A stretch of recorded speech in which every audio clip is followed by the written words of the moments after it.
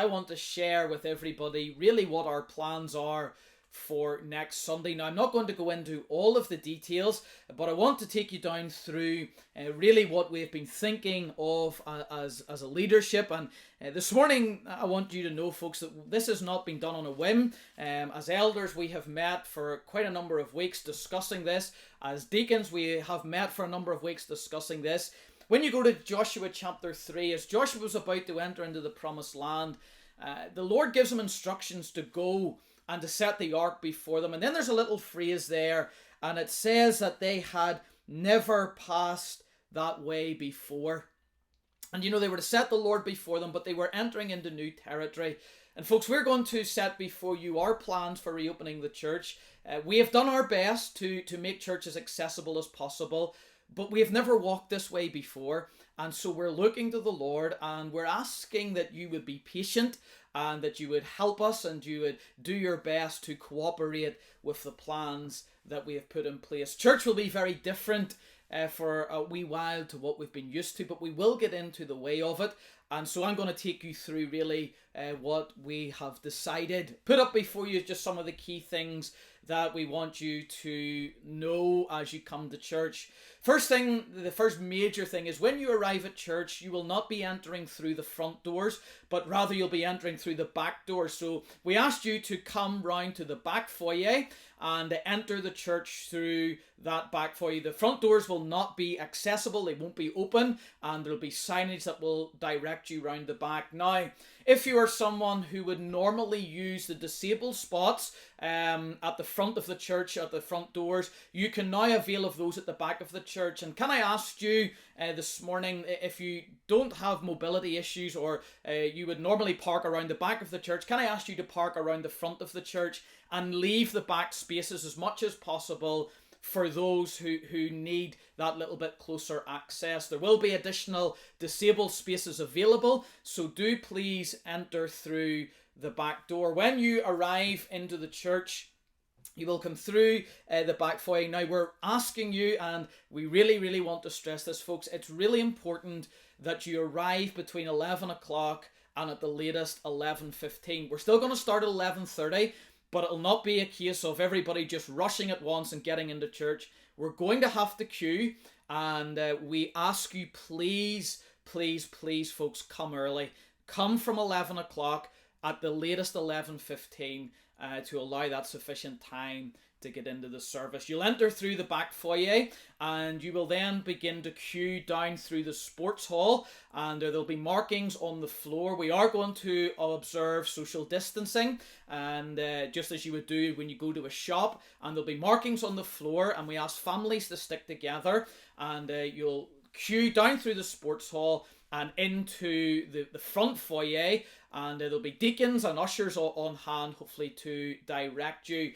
Right down the sports hall, there'll be hand sanitizing stations, and it is mandatory that everybody uses hand sanitizer when they come into the church, and it's the sanitizer that has been supplied by the church. I know you may have your own, but we're requesting that everybody sanitizes their hands when they come into the church. You'll move through into the front foyer, and you will then queue at the main doors there into the auditorium of the church.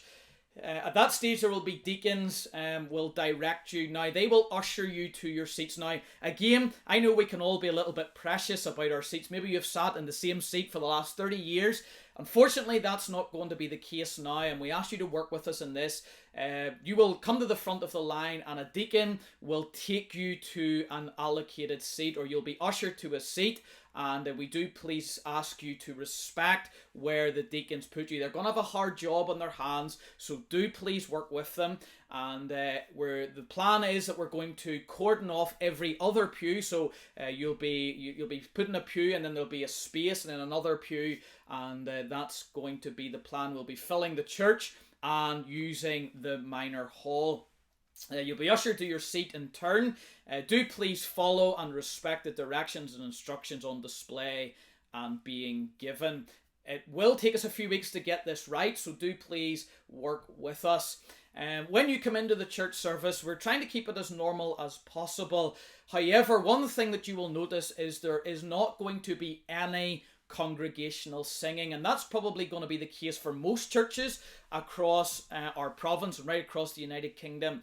The government have said that singing is very much the same as coughing, and so that's one of the biggest risks. So there will be no congregational singing. There will be music played as you come in, and but there will be no hymn singing for the foreseeable future.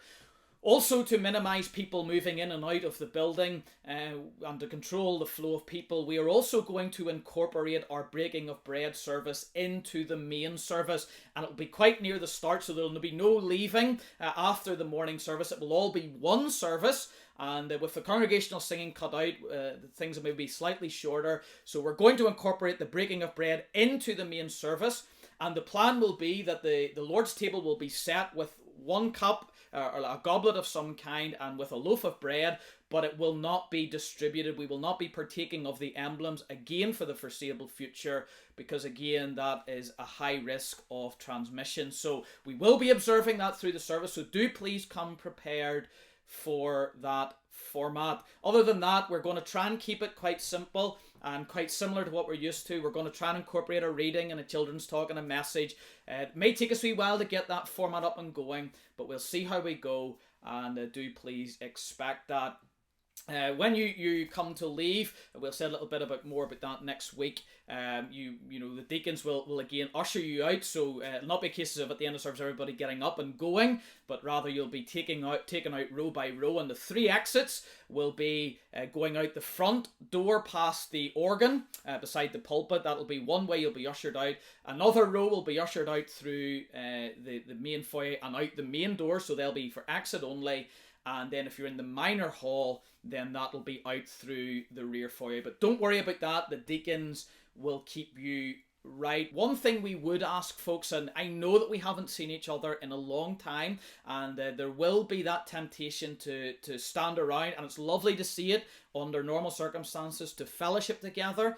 On this occasion, and with these restrictions in place, we would ask you please not to stand around and loiter and chat in the building. If you can please make your way out of the building, and that would be greatly appreciated. The final thing we want to say is if you are feeling unwell in any way, please do not attend the service. So obviously if you're displaying any symptoms of COVID or have been in contact with anybody with COVID, we would ask you not to attend. But even if you have a common cold, or you're just not feeling well, we would just err on the side of caution, and for the sake of everybody else, please refrain from attending the service. I know that some of you will be apprehensive about coming back to church. Please don't feel under pressure to come next Sunday morning. If you're not comfortable with it, don't feel forced. Come only if you want.